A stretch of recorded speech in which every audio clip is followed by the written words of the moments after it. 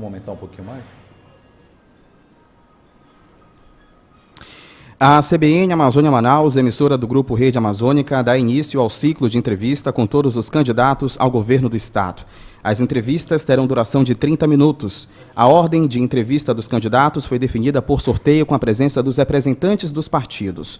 Hoje, no estúdio da CBN, entrevistamos agora o candidato à reeleição, Wilson Lima, do União Brasil, da coligação Aqui é Trabalho. Bom dia, candidato. Bom dia, Cláudio. Bom dia, Fábio. Bom dia a todos que estão nos ouvindo nesse momento. Obrigado por atender o nosso convite, por estar aqui conosco.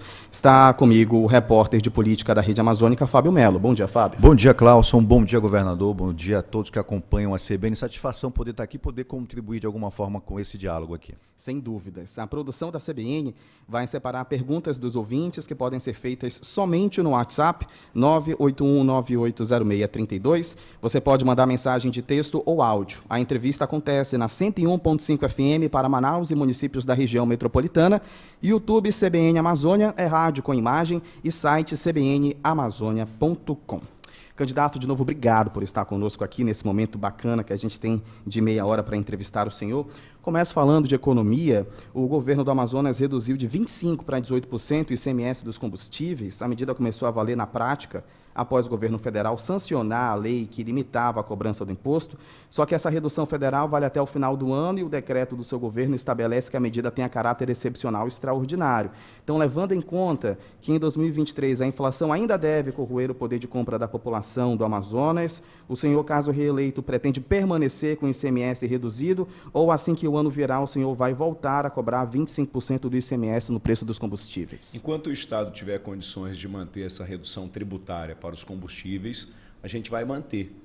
Nós diminuímos o ICMS da gasolina de 25 para 18, diminuímos também do etanol e nessa esteira, Glaucio, também foi a redução para a comunicação, redução para a energia elétrica também de 25 para 18%, redução do gás natural veicular e aí eu aproveito a sua pergunta para falar também sobre a redução do ICMS sobre remédios. É por isso que hoje em cada esquina que você dobra tem uma rede de farmácia sendo aberta por conta dessa redução. E mais recente, eu encaminhei para a Assembleia Legislativa e já foi aprovada e eu já sancionei a redução do ICMS para gasolina e querosene de aviação. Com isso, a gente vai ampliar a nossa malha aérea de 9 municípios, feito em que se faz essa perna a partir de Manaus, para 15 a partir de dezembro. E eu também diminuí o ICMS para bares, restaurantes e similares. Quando eu assumi o governo era de 3,5% e agora é de 2%. E isso em caráter permanente. Agora, governador, com essa redução do ICMS não se cria, ou melhor, não se abre um rombo, digamos assim, na arrecadação do Estado? E como é que o Estado faz para conseguir suprir essa necessidade, né? Porque tem que criar, de repente, novos artifícios para continuar se arrecadando, até para a saúde fiscal do Estado. Como é que está sendo feito? Isso é importante, Fábio, que você fala. Todas as vezes que você abre mão da arrecadação de um imposto, você tem que encontrar uma outra fonte de renda. O que a gente está fazendo nesse momento é priorizando aquilo que é importante. Mas à medida em que você reduz tributação, você também dá a possibilidade de que outros empreendimentos se instalem aqui e com isso a gente retroalimenta essa atividade de arrecadação. Então a gente trabalha com essa perspectiva de que à medida em que a gente reduz o imposto, haja algum tipo de compensação no que diz respeito à tributação. E a gente prioriza aquilo que é mais importante nesse momento. Nesse momento, o que é mais importante? Recuperar a economia e dar condições para as pessoas viverem, para as pessoas trabalharem, como é, por exemplo, o caso da redução do ICMS dos combustíveis. O combustível, ele impacta em toda a cadeia econômica do estado do Amazonas. Se há aumento na gasolina, há aumento no transporte, há aumento nos produtos da cesta básica, há aumento em tudo que você vai comprar. Os serviços acabam também aumentando. Então, a gente está fazendo ali uma ginástica junto com o nosso pessoal da Secretaria de Fazenda para encontrar esse equilíbrio para que o Estado também não entre numa situação difícil. É importante a gente entender também como funciona esse lance do ICMS dos combustíveis, até porque, como o senhor disse, impacta a todos. Então, não há uma previsão. Vai continuar e até o senhor observar aí o que acontecer. Enquanto o Estado suportar, se a gente conseguir ficar permanentemente com essa tributação, a gente fica.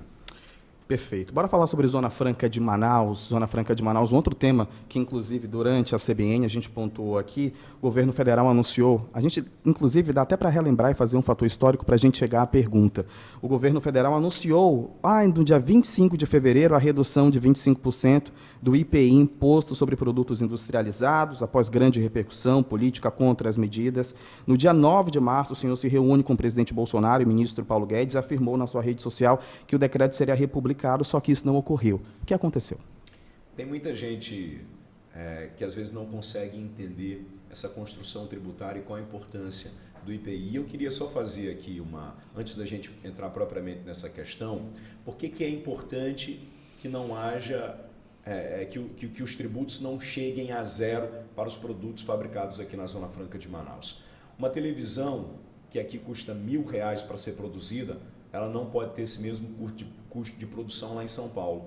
Porque senão a empresa não vem para cá fazer investimentos, porque ela vai pagar toda a logística, todo o transporte para esse produto chegar, por exemplo, lá no sudeste do país. Então é importante que a gente tenha uma tributação diferenciada aqui, zerada, para que as empresas possam ter competitividade de estar aqui e possam manter os seus funcionários.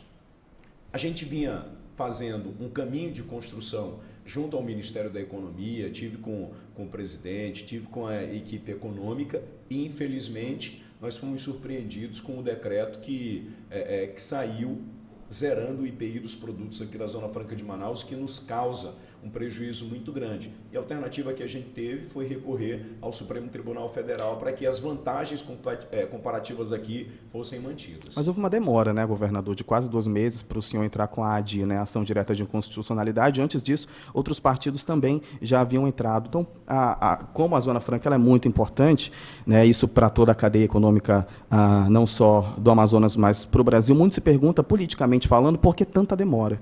Porque é o seguinte: todas as vezes que se publica um decreto desse, não é só o decreto em si, mas ele vem um anexo com aproximadamente 500 páginas. Só que no Distrito Industrial são fabricados aproximadamente 2.500 diferentes produtos.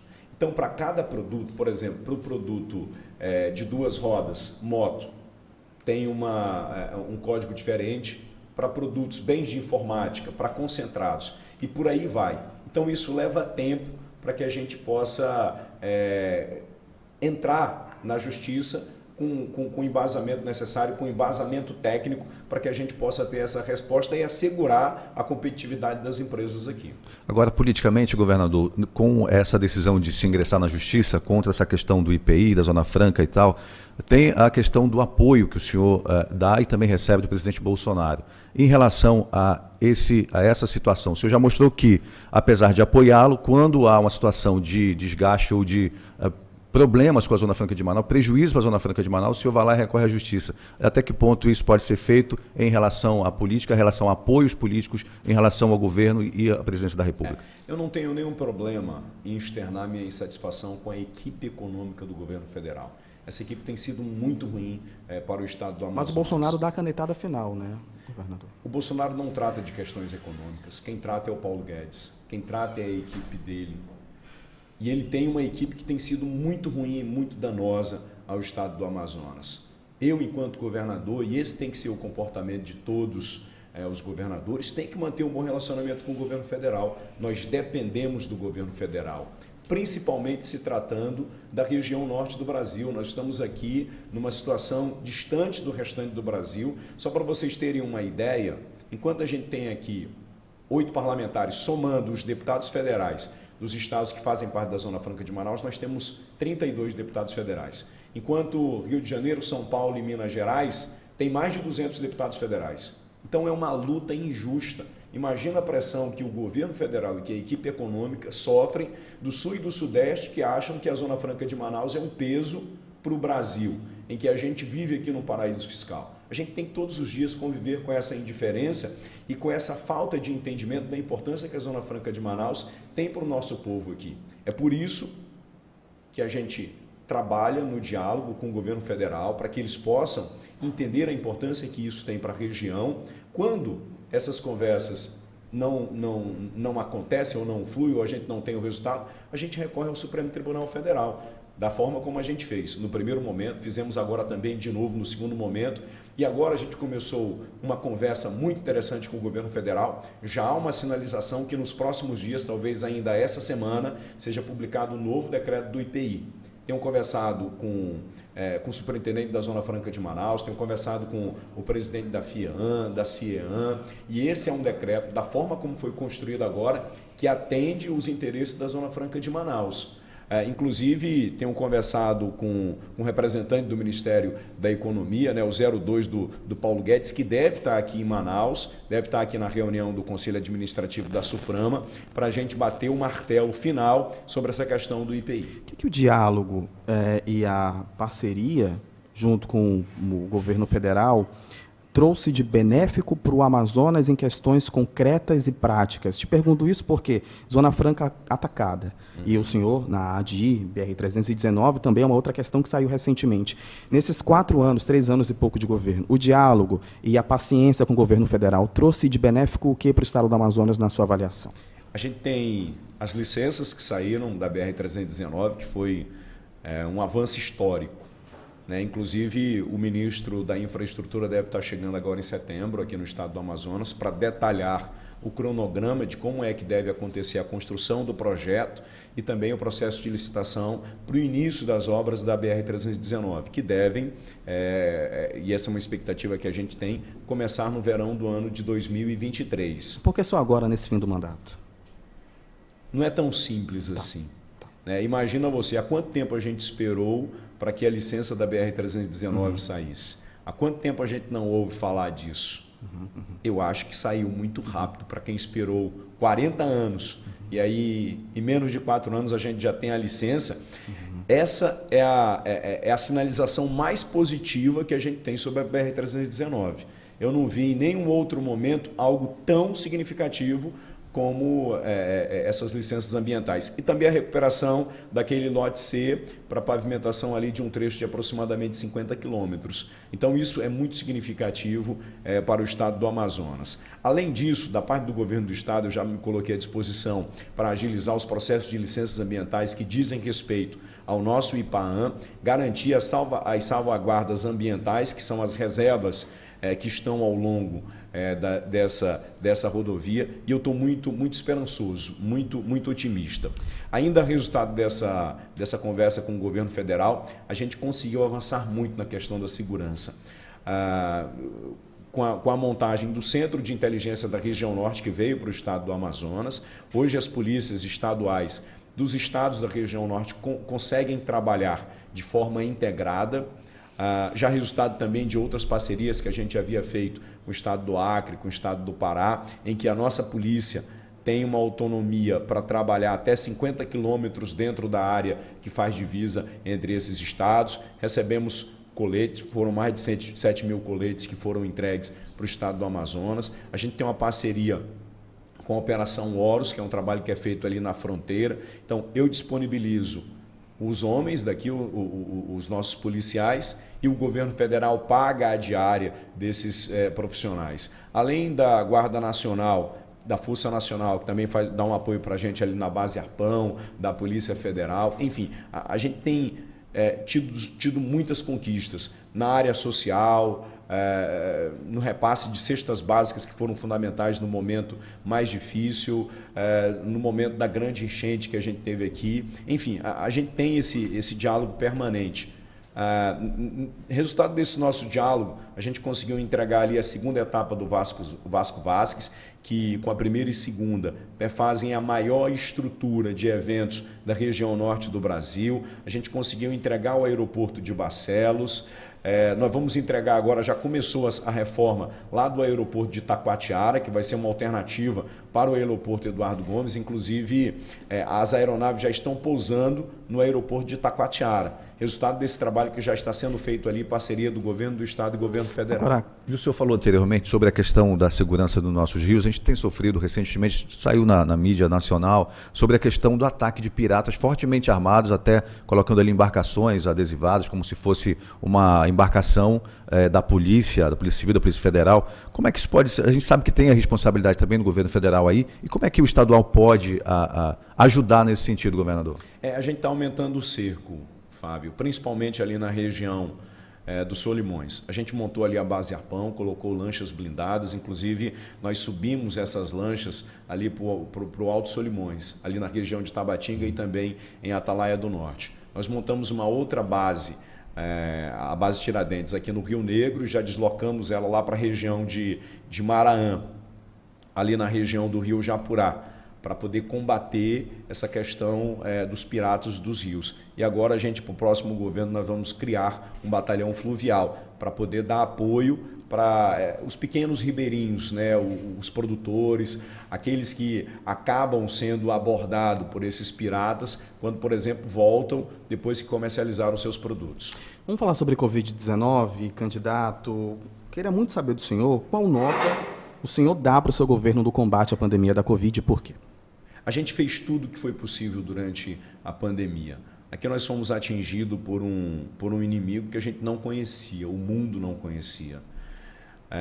E a gente procurou todos os especialistas. Nós tínhamos um comitê de infectologistas da Universidade Federal do Mato Grosso, da Fiocruz, representantes dos Estados Unidos, de universidades respeitadas. Tínhamos aqui os melhores profissionais, Dr. Bernardino, doutora Rosemary, para que a gente pudesse tomar essas decisões. A gente enfrentou momentos muito complicados, momentos muito difíceis, mas a gente fez tudo que estava ao nosso alcance para poder salvar vidas naquele momento tão complicado. O Estado do Amazonas fez tudo que era possível. Bom, essa questão que o senhor bem falou, o mundo todo sofreu e me parece que algumas situações quiseram impor, colocar como se eu tivesse culpa em uma situação que aconteceu dentro do governo, rendeu isso no STJ, e alguns adversários políticos já utilizam isso para atingi-lo. Recentemente, no fim de semana, teve um candidato que tentou recorrer, ou melhor dizendo, o senhor ingressou para impedir que houvesse a propagação de uma campanha de um candidato, mesmo não havendo ainda um julgamento daquele caso lá no STF, já há adversários políticos tentando abordar esse assunto. Como é que o senhor avalia isso e isso trazendo também para a questão da campanha política? Isso é importante, Fábio, porque a partir dessa semana a gente começa a campanha na televisão. E aí a gente vai ver quem é quem. A velha política, mais uma vez, virar com o seu comportamento. Qual que é o comportamento da velha política? É desconstruir a imagem de alguém para poder se promover. Diferente da nossa campanha. A nossa campanha vai ser uma prestação de contas. A gente vai mostrar aquilo que a gente fez. Isso vai ser, esse vai ser o nosso comportamento. Vai ser uma campanha propositiva, uma campanha de propostas. Eles sempre prometeram e não entregaram. E a gente está fazendo, a gente está entregando. Claro que a gente vai, assim como faz aqui o Grupo Rede Amazônica, como faz o Grupo Globo, a gente vai continuar combatendo as fake news. Me permita fazer uma contextualização para essa pergunta, candidato, porque é algo que os ouvintes também perguntam em outras oportunidades. A Corte do STJ, o Superior Tribunal de Justiça, tornou o senhor réu por supostos crimes cometidos na pandemia. A Procuradoria-Geral da República diz que o senhor liderou uma organização criminosa na compra de superfaturada de 28 respiradores no combate à Covid. Laudos da Polícia Federal afirmam que cada equipamento saiu R$60 mil mais caro. Queria a sua avaliação, o que o senhor tem a dizer sobre ser réu no STJ? Olha só, eu estou muito tranquilo com relação a isso e eu sou o principal interessado para que isso seja logo esclarecido. Não há uma prova contra mim, não há um documento sequer que o governador Wilson Lima assinou que possa ter algum tipo de irregularidade. Nesse processo, não há um indício, não há uma acusação sequer de que eu me beneficiei disso. Eu não tenho nenhuma relação com quem comprou, com quem vendeu o equipamento, com quem deixou de vender equipamento. A determinação que eu dei para a minha equipe foi que usasse todos os recursos possíveis para que a gente pudesse salvar vidas. O senhor é chefe do Poder Executivo do Estado. Muito se pergunta sobre o seu comando nesse momento de pandemia de Covid, primeiro, segundo pico. Nada foi observado de nenhuma movimentação dentro do seu governo, não de você, mas de pessoas próximas da Secretaria de Saúde do Amazonas, que posteriormente só mudou de Suzano para SES? Nada foi eu não trato colocado. De contratos, eu não sei como é que isso funciona. A determinação que eu dou enquanto governador é que se resolva o problema, é que se encontre os recursos necessários para salvar vidas. Agora você imagina o seguinte, no momento de pandemia, em que tudo, absolutamente tudo, foi majorado o preço, em que você não encontrava recursos, equipamentos, medicamentos em canto nenhum do mundo para a gente adquirir. A minha preocupação era salvar vidas. Assim, olha, use todos os recursos que forem necessários para salvar vidas. E a gente precisava superar processos, a gente precisava superar burocracia, porque naquele momento a vida era mais importante. Só para finalizar ainda a questão desse tema, governador, até que ponto a demora no julgamento desse procedimento na STJ acaba, digamos assim, prejudicando a sua imagem como parlamentar, como político? Olha só, eu acredito muito na justiça, Fábio. Acredito muito que a justiça vai ser feita. Isso é complicado, é ruim, porque usam isso daí politicamente.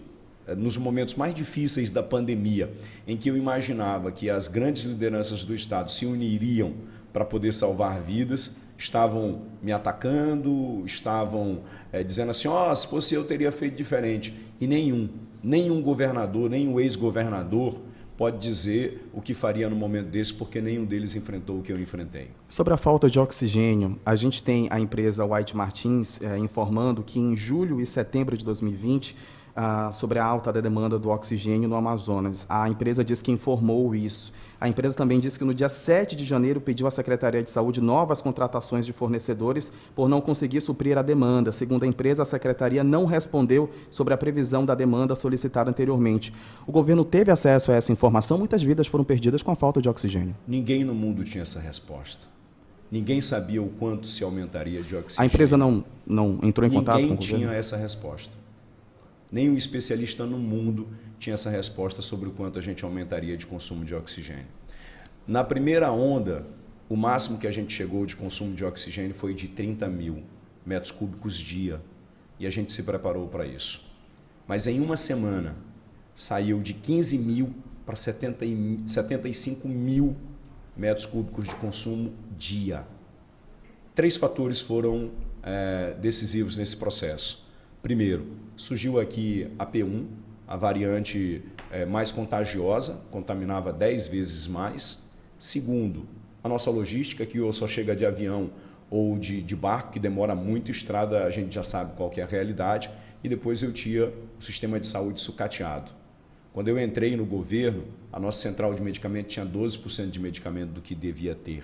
Não tinha nenhuma informação sobre os equipamentos que estavam disponíveis no Estado. Não tinha uma UTI no interior do Estado. Hoje tem 31 UTIs. Não tinha uma usina de oxigênio. Nós já implantamos 45 e hoje 30 municípios do interior têm autonomia para a produção de oxigênio.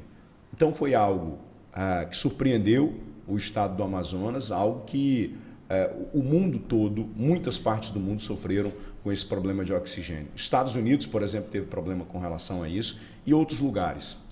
O portal Amazônia Real, especializado justamente nessas questões, trouxe até a informação que em outubro já havia indícios de um segundo pico de pandemia ainda em janeiro do ano em que faltou oxigênio. Então, o governo do Amazonas, nesse momento, não mapeou.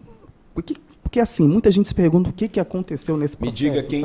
Me diga quem tinha essa resposta. Uhum. Quem sabia quanto que ia aumentar de oxigênio. Me diga quem tinha a resposta que aqui surgiria a P1. Quem é que tinha essa resposta? Eu montei, para cá, vieram os maiores especialistas do mundo.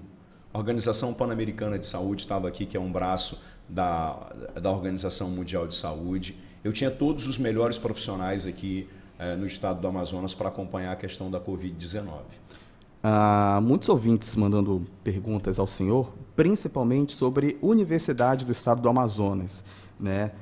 Inclusive professores também realizando perguntas aqui. Vou registrar uma pergunta dos nossos ouvintes aqui, tá?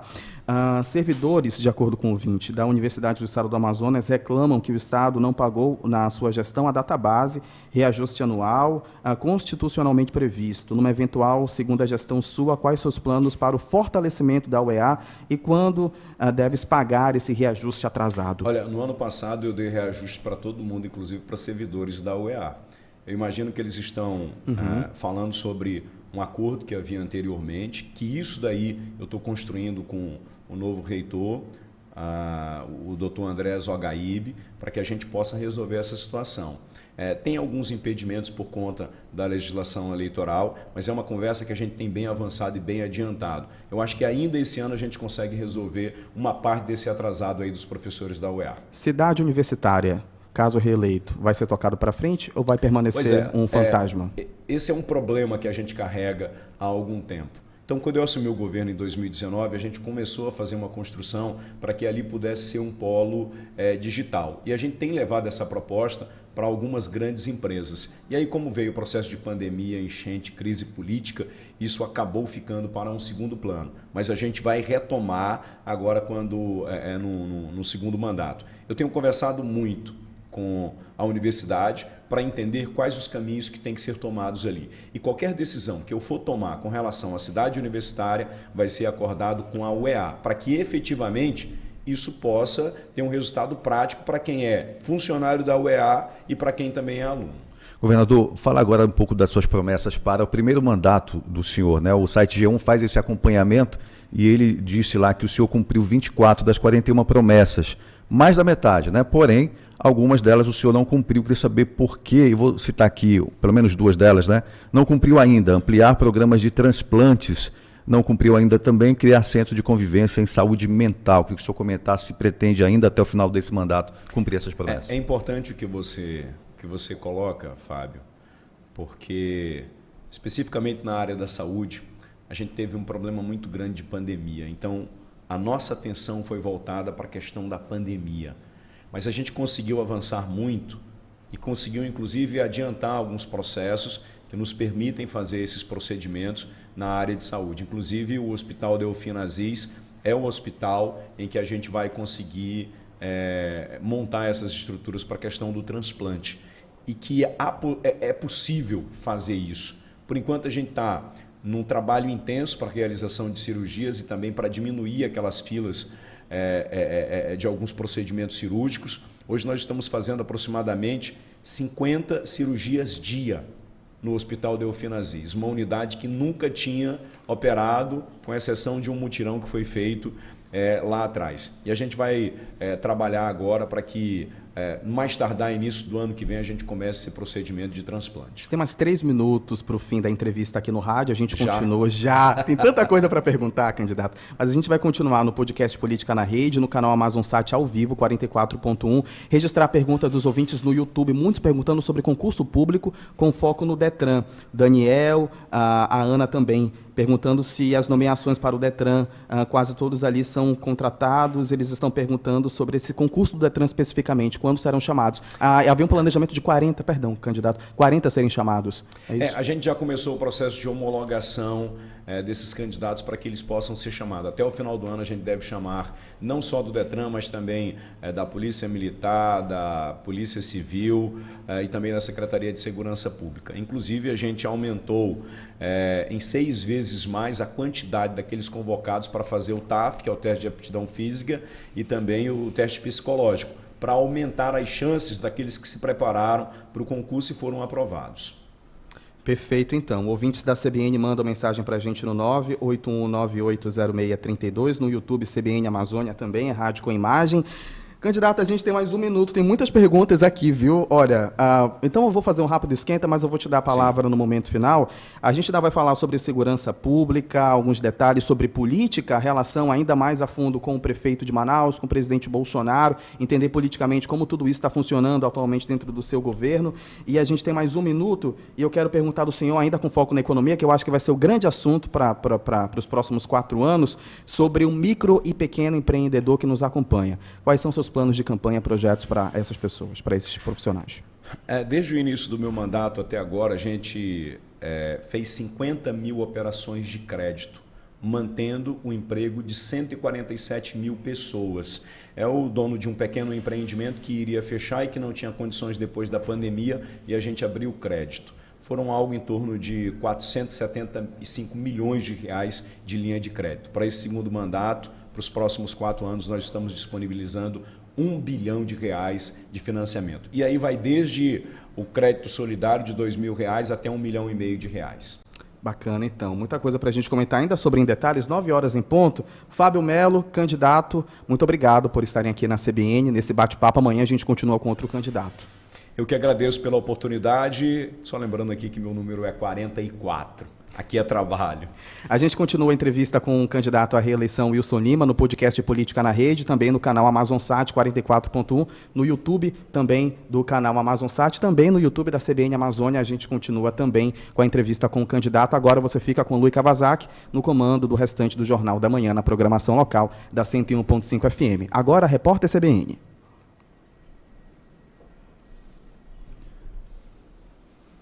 Cadê o retorno?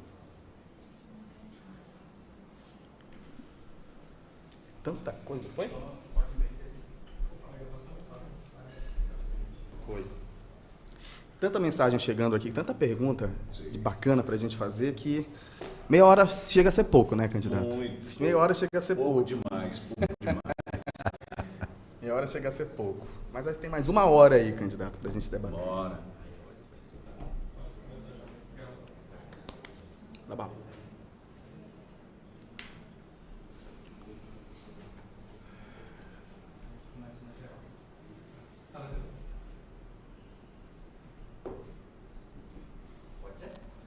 Vamos lá. Bora lá.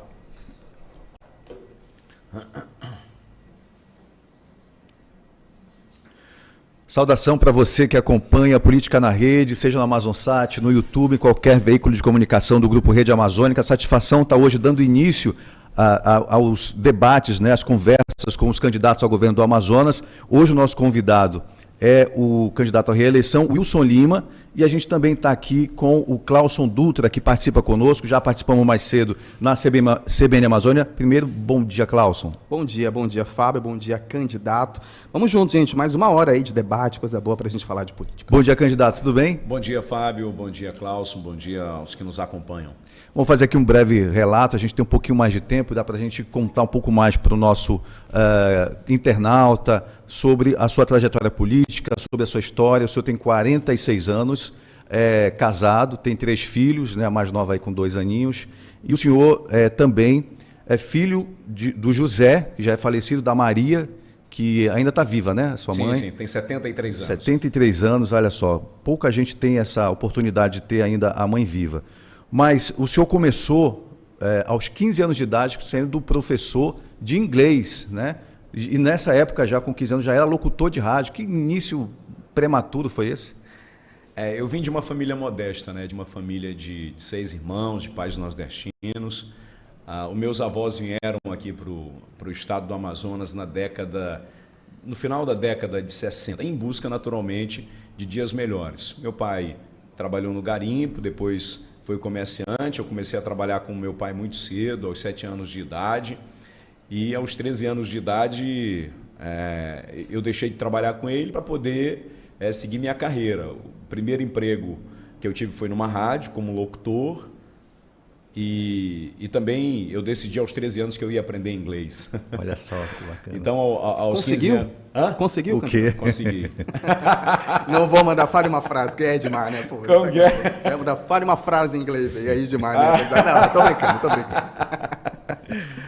Mas isso lhe levou, essa questão de inglês, a uma secretaria de Sim, prefeitura aí na o que época? aconteceu? Aos 17 anos, eu tive meu primeiro trabalho, meu primeiro emprego formal. Minha carteira foi assinada aos 17 anos. E aí eu fui trabalhar numa agência de viagens. E aí isso me levou também a ser assessor numa secretaria de turismo lá no município de Itaituba, no estado do Pará. Mas paralelo a isso, eu seguia com essas atividades no rádio e também na televisão. E isso lhe trouxe para Manaus, Clauson. Ele chegou em 2006. Exatamente. E aí o que acontece é que, também na questão da trajetória política, fazendo aqui um resgate, 2012 começou pelo PV e mudou ainda pelo PR, MDB, até chegar no PSC em 2018. Como é que foi esse início na política? Efetivamente, na política eu iniciei em 2016. Em 2012 eu me filiei ao PV, mas sem ter aquela militância. Eu me filiei para entender como é que isso efetivamente funcionava mais para apoiar outras pessoas, para entender como que era essa dinâmica, mas sem colocar meu nome à disposição. Entendi. Quando foi em 2016, eu fui para o PL, naquela composição em que eu seria candidato a vice, que disputaria a prefeitura de Manaus.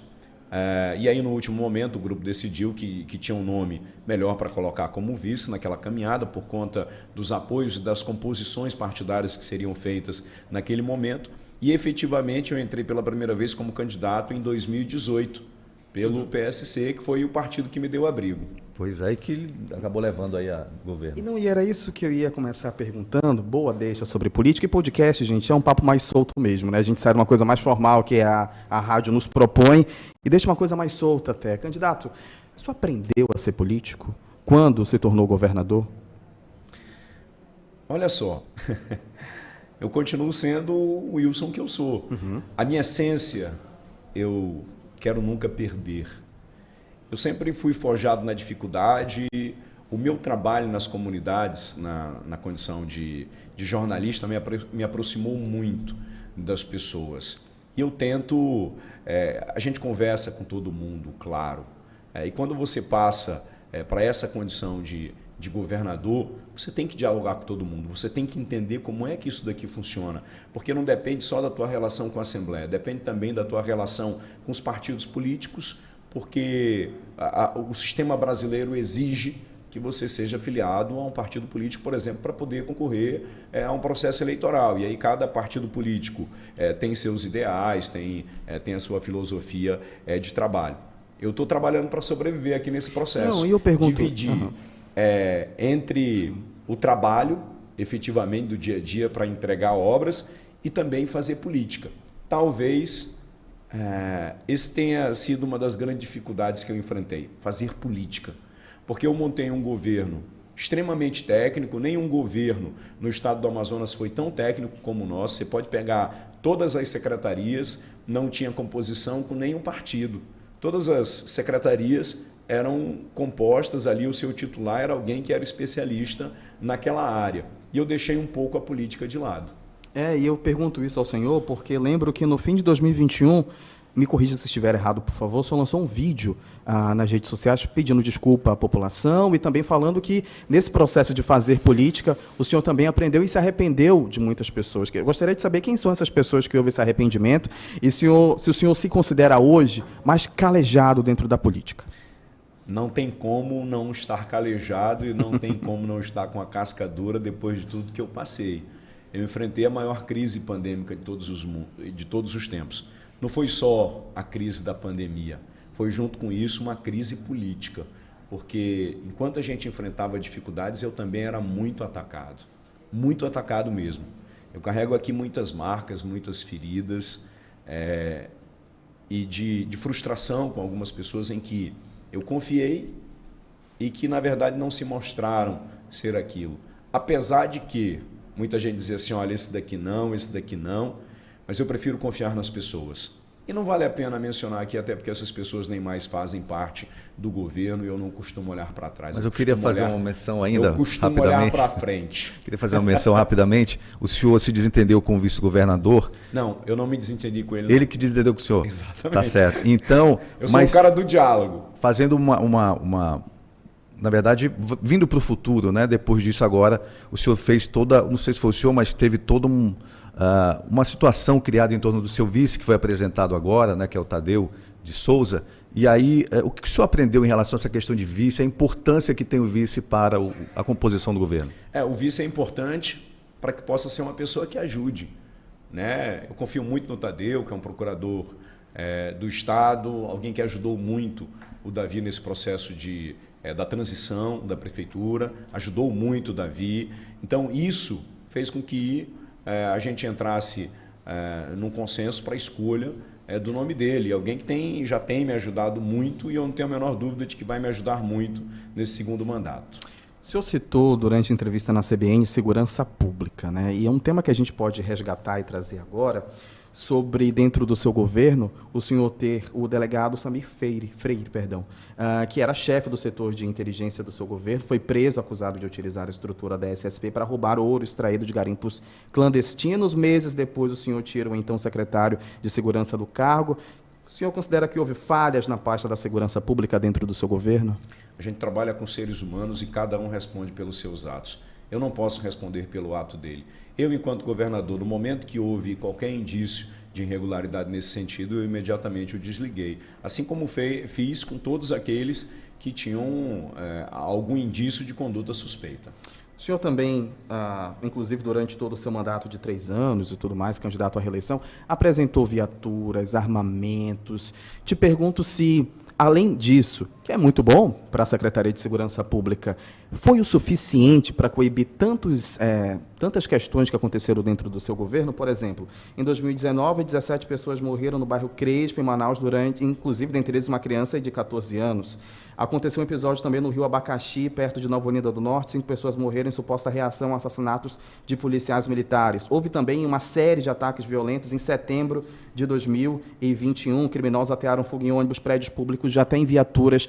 A entrega foi o suficiente ou, na sua avaliação, não? E o que aconteceu com tantas questões dentro do seu governo? Não foi o suficiente.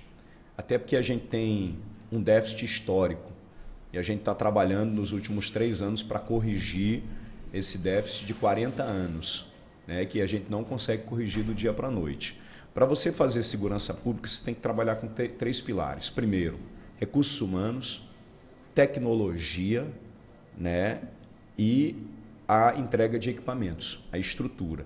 E isso a gente tem feito desde do início do nosso governo. Tenho mantido em dia as promoções dos policiais, aprovamos a lei de cursos, estou pagando o auxílio fardamento, nós instituímos a SEG, que é o nosso serviço extra gratificado. Hoje o policial do estado do Amazonas recebe o maior valor de hora extra do Brasil, não tem nenhum estado brasileiro que pague melhor a hora extra do que o estado do Amazonas. Estou investindo em tecnologia, nós colocamos o nosso paredão. Hoje, nenhum carro envolvido em crime que esteja em movimento na cidade de Manaus, ele se movimenta sem que a gente tenha conhecimento. Nós temos 500 câmeras distribuídas pela cidade de Manaus. E isso é importante para a recuperação de veículos e também para desvendar outros crimes, como homicídios, roubos, latrocínios e por aí vai. E o outro pilar é a questão da infraestrutura, de equipamentos.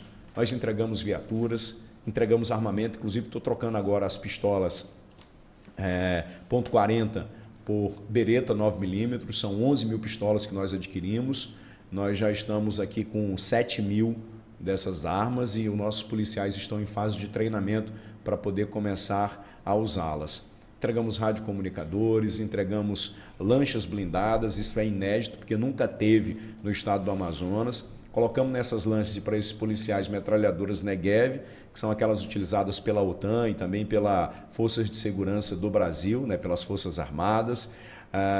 Estamos construindo novas estruturas, como o quartel da RUCAM, ali no Distrito Industrial, que vai ser uma mega estrutura, vai ser a maior estrutura da região norte de uma polícia especializada, com sala de academia, com sala de intervenção técnica. Realizamos agora o concurso da Polícia Militar. Há uma defasagem muito grande no nosso quadro de recursos humanos e eu vou começar, já comecei a fazer a convocação para o TAF, também para o teste psicológico, e no ano que vem já vou realizar mais um concurso público para a área de segurança, para a gente poder ir incrementando esse efetivo da Polícia Militar. Já o número, governador, de quantas pessoas devem ser... um concurso para o ano que vem, de quantas pessoas devem ser chamadas? Não, a gente ainda está avaliando. Uma proposta de governo também. Né?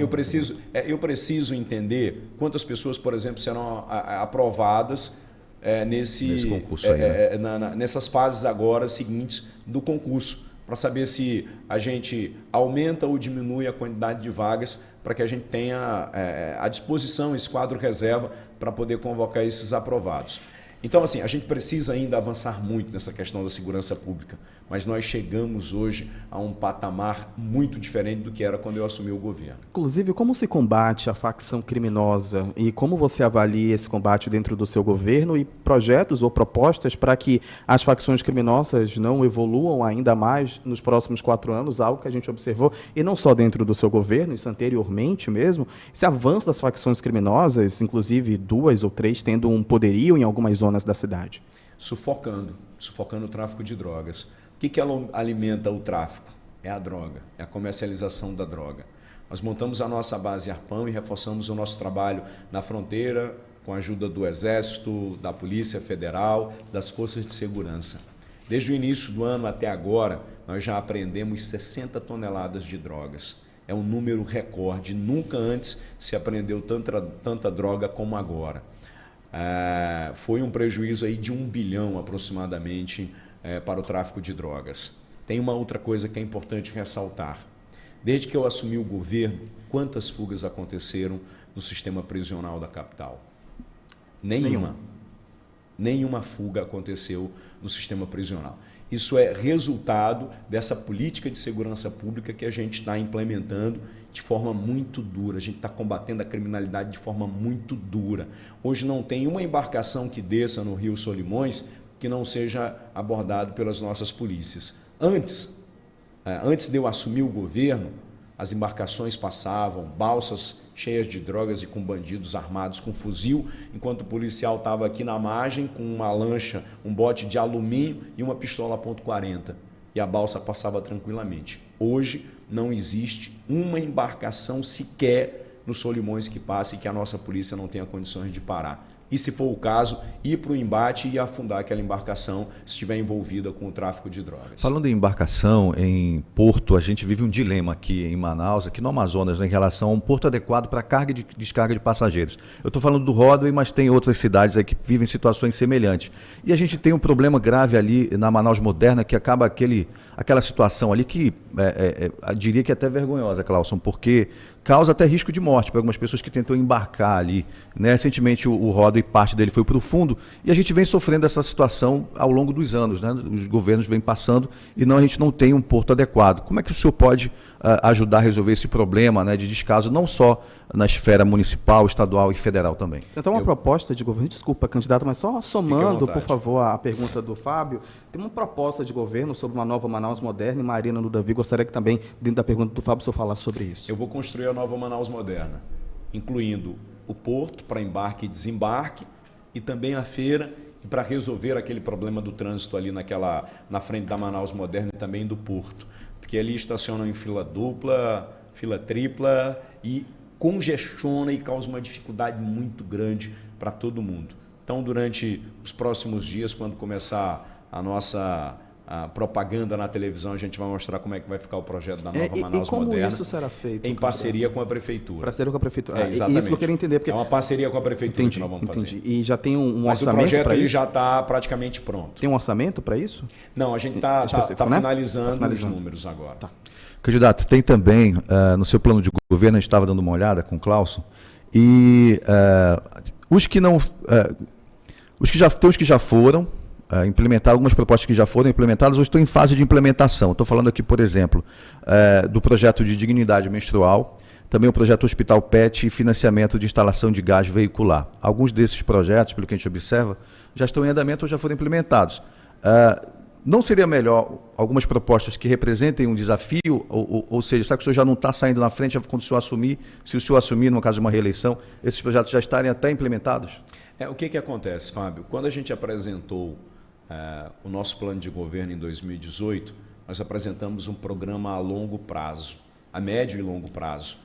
Não foi propostas para se cumprir em apenas um mandato, porque o que a gente está fazendo é permanente. Por isso a gente vai continuar implementando o trabalho de combate à pobreza menstrual, que é uma realidade dura no estado do Amazonas. Isso sempre aconteceu. Meninas não iam para a escola porque não tinham absorvente. Crianças que tinham que usar folha de jornal, que tinham que usar pedaço de colchão, entendeu? Para poder estarem na escola. Essa é uma realidade. Ninguém, ao longo de 40 anos, teve coragem, sabiam do problema, mas ninguém teve coragem de implementar esse programa, que é um programa que a gente vai continuar implementando. Tem um outro que você falou aí que é... Bom, é a questão do Hospital PET e o financiamento de instalação de gás veicular. O Hospital PET, você fala do Hospital Veterinário? O Hospital Veterinário, acho que é aqui perto da SEMA. Não Exatamente.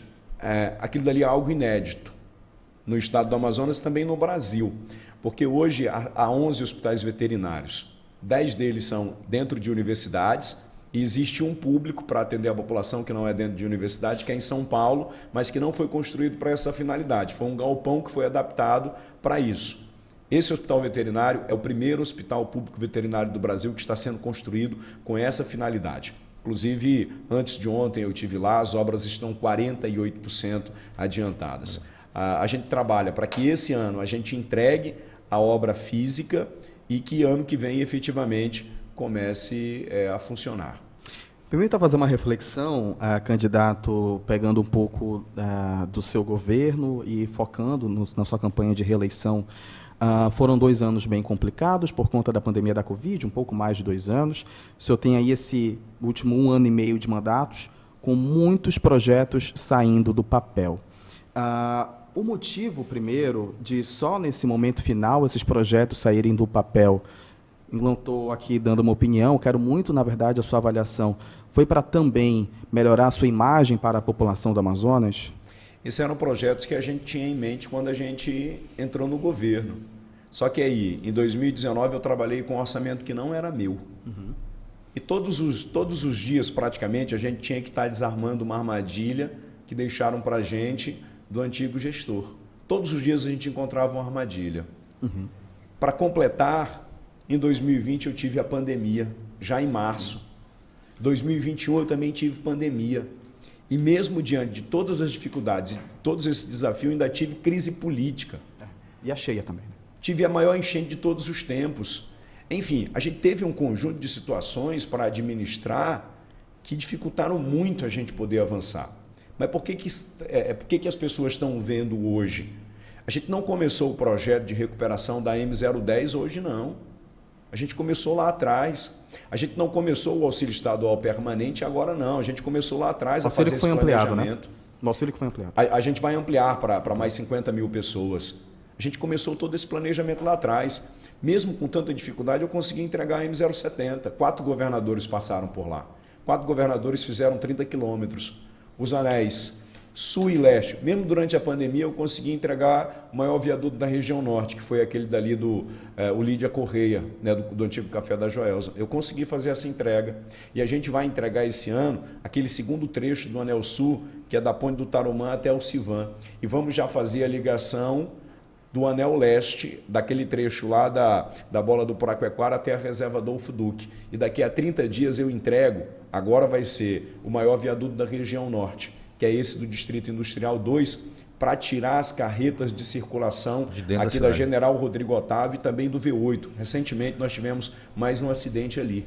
Então, sim, as carretas que vão para o aeroporto, para as rodovias AM010 e 174, vão agora pelo Anel Leste. Então, tudo isso estava sendo planejado lá atrás, mas a gente foi atropelado por conta da pandemia. Inclusive, se o senhor me dá a oportunidade de questioná-lo sobre esse consórcio, um consórcio Amazonas, composto por 5 empresas, estaria, pelo que a gente apurou, pelo que a gente viu na época, fazendo corpo mole para entregar ou para fazer as obras da M10. Foi trocada essa empresa. E qual a importância que o senhor dá hoje a essa obra da M10?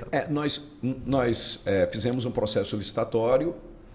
Isso daí as empresas entram, apresentam sua proposta, condição técnica, menor preço, e aí os avaliadores lá da licitação, de acordo com esses critérios, avalia quem é que tem condições de tocar a obra. Nós tivemos um vencedor lá atrás, que foi esse consórcio, mas o consórcio não estava entregando o resultado que a gente esperava. Por isso, a gente rompeu o contrato e chamamos o segundo aprovado, o segundo melhor qualificado nesse processo para pavimentação da M010. Fábio, a M010 é o principal corredor de atividades econômicas da região metropolitana. E eu queria me estender um pouco mais para falar sobre isso, porque... Muitas dúvidas também dos ouvintes. Desculpa, candidato. Não, sem problema. Desculpa mesmo. Porque também há muitas dúvidas dos ouvintes, quero até somar ao que o senhor vai falar, Sim. sobre a M010, né? Ela não está totalmente pronta, mas existe já uma data de quando isso vai ser entregue? Sim. A nossa meta para esse ano é entregar 100 quilômetros pavimentados. A nossa meta para esse ano é deixar ela 100% trafegável. A nossa meta para esse ano é diminuir em pelo menos 1 hora o trajeto entre Manaus e Itacoatiara. Hoje nós estamos com 11 frentes de trabalho e o pessoal começa cedo e vai até umas 10, 11 da noite. A gente está trabalhando ali muito para entregar essa rodovia. Só para vocês terem ideia, ali nós estamos com mais de 100 máquinas trabalhando. Ela está gerando algo em torno de 8 mil empregos diretos e indiretos. E ela é fundamental do ponto de vista econômico e social. Do econômico, porque lá em Itacoatiara a gente tem aquele porto de transbordo da soja, mas aqui embaixo tem Engenho e Novo Remanso, com a produção significativa do abacaxi, mas tem também um porto, eu tive a oportunidade de visitar, que é um porto onde tem um armazém lá com 200 metros de comprimento por 40 de largura, 15 de altura, mais 17 para baixo no subsolo, com capacidade para 90 mil toneladas de grãos, soja e milho. E eu tive conversando com os representantes desse porto, que é da iniciativa privada, e eles me disseram que esse é apenas o primeiro porto. Aquilo dali é um investimento de algo em torno de 300 milhões de reais, que começa a funcionar agora em outubro. E aí mais embaixo, a gente tem o município de Silves com o gás natural. Nós tivemos a coragem de quebrar o monopólio do gás. E mesmo diante de tanta dificuldade, apanhei muito para poder fazer isso, mas tive a coragem de fazer. Porque ao longo de muito tempo se falava numa alternativa econômica, numa outra matriz econômica. Só que tudo isso, ao longo desse tempo, foi só da boca para fora, foi só discurso. Eu estou falando de algo que está acontecendo. E a Eneva, num processo de exploratório, descobriu que ali no Campo do Azulão há 3 vezes mais a capacidade do que eles imaginariam que pudesse ter de gás ali. Eita. Com isso, eles vão montar vão montar 3 térmicas para geração de energia elétrica aqui, com investimento inicial de 5 bilhões de reais. Hoje, lá no município de Silves, você não consegue mais comprar hortaliças, porque tudo é absorvido pela Eneva, os hotéis estão arrendados, os restaurantes também, terreno supervalorizou, valorizou a propriedade de quem mora ali do município de Silves. E hoje nós temos 80 carretas trafegando pela M010, 40 indo e 40 voltando para Boa Vista para abastecer a térmica. Então imagina o que isso significa. Motorista que tem que ser contratado, manutenção dos caminhões, combustível que tem que ser colocado nesses veículos, aí gera ICMS para o Estado, ISS para as prefeituras, royalties para o Estado, royalties para as prefeituras. Mais aqui embaixo a gente tem Rio Preto da Eva, com a maior produção de citros, laranja, limão, tangerina, o município onde mais se produz, onde a gente tem a maior produção da piscicultura é o município de Rio Preto da Eva, e a gente trabalha em parceria agora com a Suframa e com a Prefeitura para a implantação do distrito bioagroindustrial. Então ali eu tenho um corredor de atividades econômicas. É por isso que a gente tem pressa em pavimentar a M010. Pegando um pouco da carona, inclusive, sobre essa questão agropecuária, né? Hoje a economia do Amazonas, de acordo com o IBGE, gira muito em torno do serviço e da indústria, né? Depois vem ali os impostos, depois vem a agricultura, né? Observando aqui seu plano de governo, observo que tem principalmente financiamentos para pequenos produtores. Gostaria que o senhor falasse primeiro sobre como é que vai ser essa questão da agropecuária no seu governo e esses projetos para esse setor. Eu vou dar a mesma atenção que eu dei ao longo dos últimos 3 anos. Ninguém investiu tanto no setor primário como nós investimos. Só para você ter uma ideia, em 2018, o investimento para o setor primário era de algo em torno de 90 milhões de reais. Esse que era o orçamento anual. No meu governo, o orçamento anual passou para 300 milhões de reais. E aí a gente tem uma série de programas como Procalcário, Promecanização, tem o prêmio, que é o Programa de Regionalização da Merenda Escolar, tem a entrega de mudas, tem a entrega de alevinos, tem a subvenção da Juta e da Malva, que a gente colocou em dia. Eu criei a subvenção do pirarucu, a subvenção da piaçava, paguei a subvenção da borracha, ampliei os investimentos para o setor primário, né? Comprei casquilho de soja e sal mineral para o gado não morrer de fome durante a enchente. E mais uma vez a gente vai fazer isso de novo para dar para aqueles pequenos pecuaristas. Lancei o Plano Safra. Resgatamos a Feira Agropecuária. Há aproximadamente 6 anos que não acontecia a Feira Agropecuária. Realizamos lá na Newton Lins. Em 2020 a gente fez virtual. 2021 a gente fez de forma híbrida.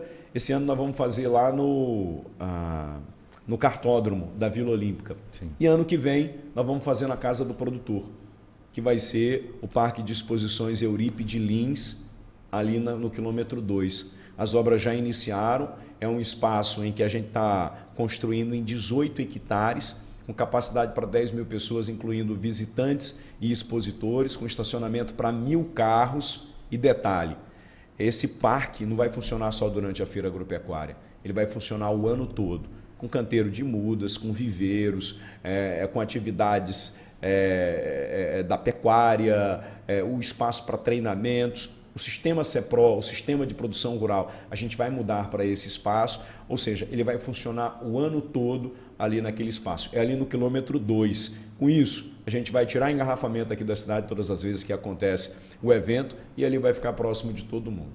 Já tem uma data, governador? A Feira Agropecuária? Da inauguração desse novo espaço? Vai ser durante a realização da Feira Agropecuária. A gente vai iniciar a Feira Agropecuária lá ano que vem. Como é que, dentro dessa proposta, são várias que você pontuou que o senhor realizou nesse mandato, querendo postergar para provável reeleição, como é que se atinge esse público? O senhor já citou aqui, através das rodovias, a gente chega e tudo mais, mas existe também um problema de acesso mesmo desse público, às vezes até com falta de internet. Então, como é que essa questão o senhor vai lidar? Isso é importante que você coloca, Klaus. A gente tem o nosso SOS Ramais, que a gente está recuperando os ramais, e a gente tem a pavimentação de ramais. Nunca se pavimentou tanto e nunca se recuperou tanto ramais. E a gente vai continuar fazendo esse trabalho de recuperação. A comunicação também encurta distâncias. Nós estamos fazendo agora um trabalho muito interessante através da nossa TV Encontro das Águas, porque nós já conseguimos concessão para televisão e para rádio para todos os municípios do interior. E agora é multicanal, né? Para cada um canal que você consegue, tem mais três outros canais. Então, nesses outros 3 canais, nós vamos ter aula de reforço, aulas de inglês e vamos ter um canal destinado para o homem do setor primário. Isso encurta distâncias, isso leva assistência técnica e leva outras orientações que são importantes para esses pequenos produtores. Eu tenho um projeto chamado Conecta Amazonas, que a gente já vai começar a implementar esse ano, que é para levar internet de qualidade para as 30 principais comunidades do estado do Amazonas. Comunidades em reserva de desenvolvimento sustentável que têm uma vocação para o turismo, as maiores comunidades, as comunidades produtivas, e isso é possível fazer. Internet grátis e de qualidade. É importante o senhor destacar porque no interior do Amazonas, várias localidades, até mesmo na cidade mesmo, a gente enfrenta ainda hoje problemas graves de acesso. Isso atravanca a questão do desenvolvimento escolar, desenvolvimento empresarial, entre outras situações. Então, levar a internet para o interior realmente é muito importante. Agora, governador, eu queria voltar aqui para a questão política. A gente tem algumas perguntas também em relação a isso. O senhor hoje tem uma parceria com o prefeito de Manaus, né? A gente não via há algum tempo aí uma parceria que estivesse dando alguns frutos. Isso vem sendo construído em relação ao longo dos anos ou é uma coisa atual? Como é que o senhor explica essa parceria com o prefeito de Manaus e dentre esses projetos que estão sendo viabilizados, qual é o que o senhor destaca de maior importância? Quando você assume um cargo na condição de governador, é importante você manter um diálogo e procurar parceria com todo mundo. Tenho feito parceria com todo mundo, tenho conversado com todos os prefeitos do interior, fiz parcerias com o governo federal e fiz parcerias com a prefeitura de Manaus. A prefeitura, a parceria que eu faço com o Davi é para ajudar a população, não é porque a gente faz parte de uma mesma geração, ou porque a gente precisa trabalhar em conjunto. E faltou essa parceria nos primeiros 2 anos de mandato com o prefeito anterior? Faltou, a gente teve muitas dificuldades com relação a isso. A gente precisa encontrar esse entendimento, porque senão as coisas não andam. O governo depende da prefeitura e a prefeitura depende do governo. Isso daqui tem que trabalhar de forma sintonizada, em todas as áreas. Saúde, educação, social, tem questões que são de competências do Estado, mas tem também questões que são de competências da Prefeitura. Dentre as ações que eu destaco aqui dessa parceria, tem a recuperação das ruas, nós estamos pavimentando mais de 10 mil ruas na cidade de Manaus, e o passe livre estudantil. Há quanto tempo que você ouve falar do passe livre estudantil e nunca havia saído do papel? Hoje, nem um aluno da Prefeitura e nem um aluno do Estado pagam um ônibus para ir e para voltar da escola. E como é que foi o consenso? Porque a gente sabe, o candidato ao Senado, o Alfredo Menezes, né? Havia de início ali uma certa desavença com o Davi Almeida. Para estar no palanque com os dois, que tipo de conversa foi realizada para tentar chegar a um denominador comum? O diálogo, o bom senso, o entendimento de que a gente tem um projeto maior do que qualquer questão partidária. Eu tenho um compromisso com o prefeito Davi e também tenho um compromisso com o PL, que é o partido do presidente da República. E a gente tem que conciliar esses interesses para um bem maior. Ou a gente concilia, ou então a gente vai ter problemas no nosso projeto, ou então a coisa não vai caminhar. O partido que eu estou, ele chama-se União. Então é isso que a gente está fazendo, é a união entre essas forças para que a gente possa resolver os problemas de quem mora nesse estado. Agora, perguntado porque, desculpa, Cláudio, claro, porque parece que o PL também queria indicar o vice, né? Não tinha isso ou não? Não teve nenhuma conversa nesse sentido. Eu sempre deixei muito claro para todo mundo que o meu compromisso é o candidato ao Senado da República. Não, às vezes nessa reflexão ainda de política, candidato, a gente fica imaginando essa gangorra. Porque, de um lado, a gente tem o governo federal, do outro lado, não é nem do outro lado, né? É que depois de certos debates e talvez até falha de comunicação, a gente observou que a Prefeitura de Manaus, nesse processo de entendimento de conversa política, não estava tão alinhada com algumas pautas com o governo federal, principalmente criticando o ministro da Economia, Paulo Guedes, por conta das decisões da Zona Franca de Manaus, algo que o senhor, inclusive, fez aqui. Mesmo com toda essa discordância, com toda essa questão diferente de opinião, o senhor conseguiu lidar com tudo isso? Eu não respondo por essa relação entre Prefeitura e governo federal. Tá. Eu respondo pelas relações que o governo do Estado faz, que o governador faz. Tá. E o meu papel aqui, enquanto governador do Estado, é encontrar esse ponto de convergência entre essas forças políticas que são importantes nesse processo. A gente precisa encontrar esse ponto de equilíbrio. Cada um tem sua bandeira partidária e a gente respeita. Mas nesse momento a gente precisa entender que nós precisamos continuar um trabalho, continuar um projeto para ajudar o povo do estado do Amazonas. Então é preciso que haja esse ponto de equilíbrio. A minha vida toda foi pautada pela prudência, pelo equilíbrio e, sobretudo, pelo diálogo. Nós observamos que nas pesquisas eleitorais à presidência da República, o ex-presidente Lula está à frente nas pesquisas, Bolsonaro vem logo em seguida com um leve crescimento de 3%. O senhor, em algumas outras pesquisas, aparece também empatado e um pouco à frente dos outros candidatos. Falando agora da pesquisa eleitoral para a presidência da República, caso eleito Lula, como o senhor vai lidar com essa questão caso reeleito, já que o seu alinhamento com o governo federal é grande? Uma coisa por vez. Meu candidato é o presidente Jair Bolsonaro, nós estamos trabalhando para ele. A gente trabalha com essa possibilidade. Eu não trabalho com nenhuma outra possibilidade. Sim. Mas se acontecer, é o diálogo. Aí você está colocando se. Eu estou colocando se acontecer, né? Se. Não, a gente pergunta até pela questão ideológica mesmo. Lá na frente diferente. A gente vê isso, até porque eu tenho certeza na reeleição do nosso presidente Bolsonaro. Você vai fazer grandes palanques políticos para ele. Já faz, né? Estamos trabalhando para isso. Esse é o nosso entendimento, esse é o nosso posicionamento. Sempre tive um posicionamento muito claro sobre isso. Em nenhum momento me desviei do que eu penso sobre a questão partidária, sobre a questão dos apoios. E é nessa forma que eu vou conseguir, eu vou continuar trabalhando. E nos demais partidos, governador, por exemplo, o senhor teve sempre um bom relacionamento com o PT, né, com o líder, com o Sinésio, entre outros parlamentares.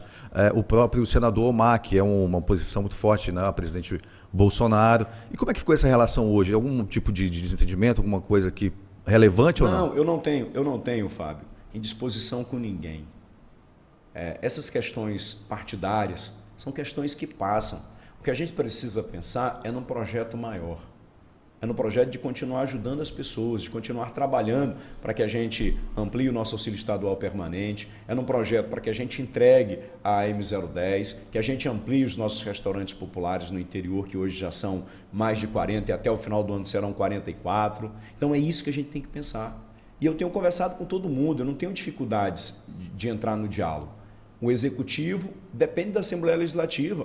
O deputado Sinésio Campos está lá na Assembleia Legislativa. Ele tem uma bandeira e eu tenho outra. Mas, no final das contas, a gente precisa e tem que ter um diálogo para a gente melhorar a vida das pessoas. Por exemplo, recentemente eu tive a aprovação de uma matéria importante, que foi a redução do ICMS para gasolina e também para querosene de aviação. Deputado Sinésio, se eu tenho um lado, eu tenho outro político. Mas essa bandeira aqui ajuda todo mundo, essa pauta ajuda todo mundo, ajuda o Estado do Amazonas. Unanimidade, né, a votação. Da mesma forma que o senador Omar e os outros políticos que nos representam lá em Brasília. Cada um tem o seu lado, a gente tem os nossos posicionamentos, mas quando se trata de Amazonas, é preciso ter essa convergência. E, inclusive, o senhor teve, ao que tudo indica, pela reflexão que a gente faz aqui, muito trabalho nos primeiros anos com a Assembleia Legislativa do Amazonas, né? O senhor foi muito atacado nos primeiros 2 anos de mandato, um pouco mais que isso, também com a falta de oxigênio.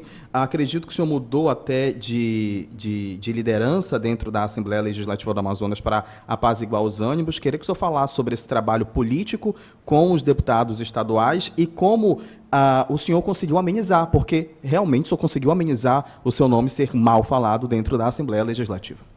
Eu montei um governo muito técnico quando eu assumi.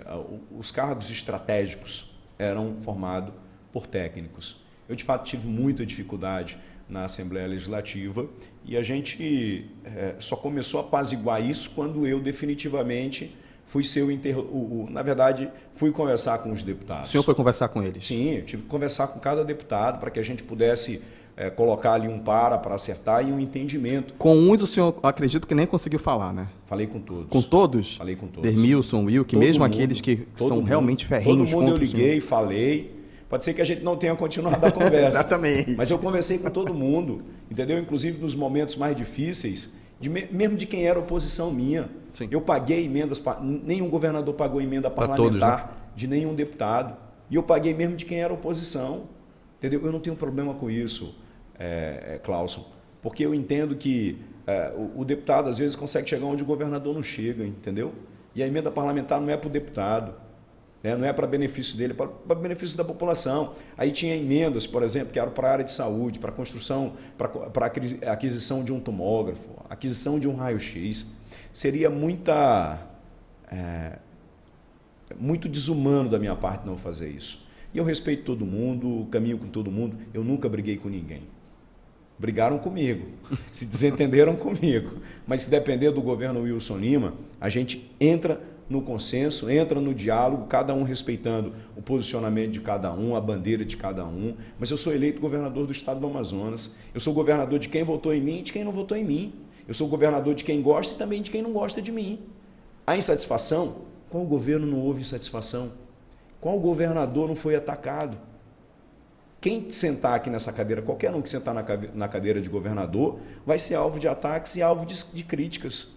Agora, a gente tem que entender o que de fato é crítica, onde a gente pode melhorar, e tem que diferenciar o que é pura e simplesmente ataque porque não gostam de você ou por questões políticas. Mas eu sou um cara do diálogo, eu sou alguém do diálogo. O relacionamento hoje com o Roberto Cidade, o presidente da Assembleia? Muito boa, melhor possível. Diferente do anterior, né? Bem diferente. Sim. Mas a gente teve um entendimento também. Depois, no finalzinho, teve. Tive uma conversa com ele, uma conversa muito amistosa, muito importante. Eu vinha de um processo que eu não fazia parte da política, mas que eu consegui aprender muito mesmo. De diálogo, de entendimento e até das pessoas me conhecerem melhor. Saber quem é o governador Wilson Lima. Né? Muita gente contou muita coisa que não correspondia com a realidade. Então eu tive que ir lá pessoalmente desfazer e desconstruir essa imagem. Bora falar do caso Bruno Pereira e Dom Phillips. Com a morte do Bruno e do Dom, o mundo se perguntou sobre a segurança dos indígenas na região do Vale do Javari. É uma questão do governo federal, que também deve cuidar. Mas o seu plano de governo, pelo que eu observei aqui, candidato, não cita diretamente a população indígena. E o que mais se aproxima, pelo que eu observei aqui, é o programa Guardiões da Floresta, que inclusive está no seu plano de governo, mas não direciona para os povos indígenas. Gostaria de saber a sua avaliação sobre esse caso, sobre povos indígenas, sobre plano de governo para essa população. Especificamente ali naquela região do Vale do Javari, é uma região muito delicada. Nós temos aqui no estado do Amazonas aproximadamente 4.000 quilômetros de fronteira e aí tem água, tem mato, tem locais onde ninguém entra. Então, há uma dificuldade muito grande de fazer a guarnição das fronteiras. A gente sabe que é de responsabilidade do governo federal, mas a gente tem trabalhado muito para que a gente tenha um mínimo de condições de monitoramento ali da fronteira, sobretudo para garantir a proteção do cidadão que mora ali, e aí eu me refiro também ao indígena. O que a gente tem feito para as populações indígenas? A saúde é de responsabilidade do governo federal, Sim. mas a gente tem dado suporte naquilo que a gente consegue. Lá, por exemplo, em São Gabriel da Cachoeira, construir casa de passagem para os indígenas, porque eles vêm das comunidades para a sede e não tem onde ficar. Então a gente construiu essa estrutura. Recentemente eu visitei a maior comunidade indígena do Brasil, que é Belém dos Solimões, que fica lá em São Gabriel da Cachoeira. E o que os indígenas pedem lá? Qual que é a proteção do indígena? O que eles querem? Eles querem internet, querem um posto bancário para eles sacarem os benefícios, eles querem água potável, querem ruas pavimentadas, eles querem a mínima condição de sobrevivência. Romantizou-se muito a história do indígena. Então quem está no sul, no sudeste, no mundo afora, não consegue entender a realidade que os nossos indígenas vivem. Em muitas comunidades, em condições mínimas de sobrevivência. O que o indígena quer é o básico para ele poder sobreviver. E é isso que a gente está trabalhando para fazer. Eu tive, por exemplo, lá na comunidade de Umariaçu 1 e Umariaçu 2, que também são comunidades indígenas. Lá eles falam a etnia ticuna. E o que eles querem é isso. Eles querem a recuperação do sistema viário, eles querem linha de financiamento para poder produzir. E é isso que a gente está trabalhando. Mas isso não está dentro do seu plano de governo, né? Isso ainda não está dentro do seu plano de governo para a reeleição. Tem tanta coisa que a gente poderia colocar no plano de governo, ele ficaria muito extenso. Mas tem muita coisa que a gente vai fazer que não entrou no plano de governo. Da mesma forma que tem muita coisa que eu fiz nesse governo que não entrou no nosso plano de governo em 2018. Não. Mas eu tenho um maior, um extenso, que aí dá para passar ali um tempão. Eu gosto de ler essas coisas, ó, candidato. Eu vou ficar lendo demais mesmo.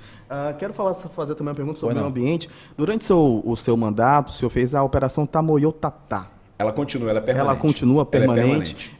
A gente sabe que a questão do desmatamento, focos, é muito do governo federal lidar com tudo isso, né? E a Operação Tamoiô-Tatá foi uma coisa até positiva, até porque coibiu muitos crimes ambientais. A pergunta era justamente essa, se a Operação Tamoiô-Tatá poderia passar por algo maior na sua reeleição, porque a operação dependendo do mês, do diâmetro. Eu queria saber mais sobre a Tamoiô-Tatá. É importante a gente ter uma contextualização sobre essa questão ambiental no estado do Amazonas. Sim. Primeiro, quando se faz uma supressão de vegetação, diferente do que o mundo pensa, nem todo mundo ali é criminoso. Às vezes o cara faz uma supressão vegetal, o pequeno produtor faz uma supressão vegetal, ele não conseguiu um documento, ele não é criminoso, ele está irregular. É diferente. 80% das queimadas que acontecem no estado do Amazonas é em áreas do governo federal ou não destinadas. Não são em áreas do governo do estado. No governo do estado a gente tem um percentual muito pequeno de incidente. E aí a gente tem um problema gravíssimo, que é um problema da Amazônia como um todo. Esse é o principal problema da Amazônia, viu? Com relação à questão desmatamento de terras. Terras. Regularização fundiária. De saber a quem pertence a terra. E aí a gente tem dificuldades, por exemplo, o meu IPAAM tem dificuldade de conceder uma licença ambiental para um pequeno produtor quando ele está lá numa terra do INCRA, porque ele não tem o título definitivo e aí o dono da propriedade vai lá no nosso IPAAM para poder conseguir uma licença, não tem o título, não tem como eu dar a licença. Eu consulto o INCRA não me responde. Quando ele manda uma nota, ele não diz que não, nem que sim. Se você dá uma licença aqui, o técnico dá uma licença, ele pode estar incorrendo num crime. Então, assim, a gente vive no fio da navalha o tempo todo. Com relação a essa questão do desmatamento, a gente tem trabalhado muito forte para combater a ilegalidade e a gente não aceita esse tipo de situação, porque, primeiro, agride o meio ambiente, sobretudo com a questão da grilagem de terra, porque também tira a possibilidade do nosso pessoal que está produzindo. Ele coloca o nosso pessoal na condição de criminoso. E não é isso. Que a gente está aqui na Amazônia, quem está aqui na Amazônia está aqui para produzir, para sobreviver, para ter as mínimas condições de sobrevivência. A gente aumentou muito o nosso efetivo ali no sul do Amazonas. Eu tenho uma base ali em Humaitá, eu tenho um centro multiuso, em que a gente reúne ali Secretaria de Meio Ambiente, IPAAM, Secretaria de Cidades e Territórios. Eu tenho hoje a maior estrutura de tecnologia antes vista no estado do Amazonas de monitoramento de focos de queimada. A gente tem ali no sul do Amazonas um drone que tem uma autonomia de 100 quilômetros de voo, né, numa circunferência de 100 quilômetros e de 3 horas. Então eu acompanho em tempo real qualquer foco de queimada no estado do Amazonas. Qualquer foco de queimada no estado do Amazonas é identificado no meu satélite, sobe o drone, ele vai lá e tira a foto e mede toda a área. O grande problema é saber a quem pertence essa área. Esse é o grande problema. A sua avaliação sobre como o governo federal lidar com desmatamento e focos de queimada, qual é? Nós temos aqui a maior extensão de floresta contínua do planeta. Só o governo federal não consegue fazer isso. É preciso que haja um apoio de suporte financeiro, de tecnologia, para que a gente possa combater isso. A gente tem números recordes, né, dentro do atual governo quanto ao número de desmatamento e focos de queimada, né? A gente já fez a reflexão aqui sobre economia, Zona Franca de Manaus e tudo mais. A gente observa, e isso é comprovado, a questão do IBAMA, que foi enfraquecido também. Como é que o senhor avalia como a atual gestão do governo federal lidou com isso? Eu não tenho procuração para responder pelo governo federal. Não, total. Mas o que a gente está fazendo? A gente tem trabalhado muito em parceria com o governo federal, tem uma boa relação com o Joaquim Leite, que é o secretário do Meio Ambiente, para que a gente possa avançar nessas pautas. E aí a gente tem pautas que são históricas. Essa questão da regularização fundiária é uma pauta fundamental. Se a gente não conseguir avançar na regularização fundiária, esqueça qualquer discussão sobre construção de estratégias para combate a desmatamento na região e foco de queimada, porque a gente não vai conseguir nunca saber de quem é a terra. O criminoso sempre vai ficar impune. E tem um detalhe, o grileiro que vem aqui para a região amazônica, não é ele que vai para fazer o desmatamento lá. Ele contrata uma segunda pessoa que contrata um terceiro que chega lá no caboclo. E o caboclo lá precisa sustentar a família dele, então recebe R$5.000 para derrubar lá 2, 3 hectares. Ele vai fazer isso porque ele precisa sustentar a família dele. E não faz sentido o discurso de preservação para uma pessoa dessa, se o mais importante não está sendo preservado, que é a vida dela, que é o sustento da família dela. Então a gente precisa caminhar nessas pautas. Com relação à nossa questão aqui no governo do estado, a gente tem um foco mínimo de desmatamento e de queimadas, né? E naquelas áreas de reserva de desenvolvimento sustentável é praticamente zero, mostrando o quanto tem sido efetivo esse trabalho do governo do estado de manejo florestal, de extração de óleos, de produtos da floresta, de madeira. A gente tem alguns trabalhos que são importantes nesse processo, e você falou aqui do Guardiões da Floresta, que é o maior programa por pagamento de serviços ambientais do mundo, que a gente dá uma bolsa para essas pessoas que moram nessas RDS, em alguns casos indígenas, e a gente paga para essas pessoas trabalharem no manejo da madeira, no manejo do pirarucu, no turismo de base comunitária. Então, tudo isso é importante para poder preservar a nossa floresta. Governador, em relação ao programa de loteamentos populares, né, um assunto correlato a esse também, a gente tem aí o Prosamin, né, que o governo tem realizado, e saber se isso vai ser estendido para a próxima gestão, para o interior também, né, que onde tem dificuldades em relação à moradia. Nós vamos fazer isso lá no município de Parintins, que é o nosso Prosai Parintins. A gente já implantou lá em Maués, que foi um case de sucesso, né? Inclusive é o primeiro município com menos de 100 mil habitantes em que o BID financia um projeto dessa envergadura, e a gente vai levar lá para o município de Parintins. Lá a gente deve fazer apartamentos, mas a gente trabalha com solução de moradia.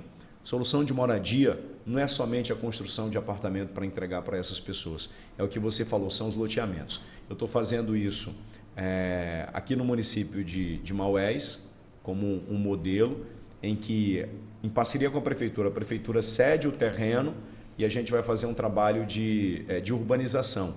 colocando asfalto, colocando esgoto, posteamento junto com a concessionária de energia elétrica, para entregar o terreno, o lote, para aquelas pessoas que têm condição de construir ali a sua casa. Legal. Inclusive está no seu plano de governo nessa questão da habitação. Gostaria que você falasse mais em detalhes sobre como é que está o Prosamin hoje em Manaus. Inclusive, eu sei que é um assunto até extenso, porque o Prosamin passou de outros governos, está atualmente com o senhor. Como é que está essa questão? Hoje nós temos o Prosamin+. Isso. Ele é diferente de tudo que vocês já viram aí. O Prosamin ali, por exemplo, da comunidade da Sharp, a gente prevê reaproveitamento da água da chuva, placa de energia solar naquelas áreas que são comuns. E tem um erro feito nos Prosamins passados, que chegavam ali no igarapé, eles colocavam o concreto em cima e acabavam com o igarapé, causando um dano ambiental muito grande. É por isso que muitos deles alagam, porque a água ela vai encontrar um caminho de passar. Esqueçam, ela vai contornar ali ou vai alagar uma casa. É por isso que agora no Prosamin que a gente está fazendo, ou a gente desvia o curso da água, ou então preserva aquele igarapé ali fazendo um trabalho de despoluição e também de embelezamento. É isso que nós vamos fazer ali na comunidade da Sharp. Tem quantos por cento, desculpa, governador, tem quantos por cento hoje a construção a construção do Prosamin+? A gente não... São vários lotes, né? São vários lotes. Só para você entender. Sim, claro. Na comunidade da Sharp, ali na Zona Leste, ali no bairro Armando Mendes, a gente já começou um processo de retirada dessas famílias, né? Algumas famílias já foram retiradas. Em novembro agora a gente começa o processo de demolição dessas residências. A gente vai começar a tirar dali. E aí é um processo ao longo do Igarapé do 40. Aqui, atrás do Estúdio 5, ali naquele viaduto, eu já tenho um conjunto habitacional de 32 apartamentos sendo construídos. Até dezembro eu já entrego esses 32 apartamentos. Ali no bairro da Cachoeirinha, eu já dei a ordem de serviço para iniciar a construção dos apartamentos ali. Ali são 72 apartamentos. Ainda com relação à questão da comunidade da Sharp, nós estamos na fase de contratação desse recurso. Ele já está tudo aprovado, o projeto já está tudo aprovado pelo BID, já passou pelo Ministério da Economia, a presidência já assinou e está agora no Senado para aprovação. Então, o Senado aprovando, a gente imediatamente já começa esse processo de instrução. Eu estive recentemente... As empresas já estão contratadas, entendeu? E tão logo aqui, daqui a 2 meses, a gente já começa o processo de demolição. É importante porque tem alguns moradores vão receber os apartamentos, né? Outros vão receber os valores para poder comprar em outro lugar. Eu estive recentemente, alguns deles já assinando essa questão aí para saber o que eles vão definir, né? São situações diferentes, né, governo? O que a gente está dando solução de moradia. Porque às vezes a pessoa quer um apartamento ali de fato, quer morar ali.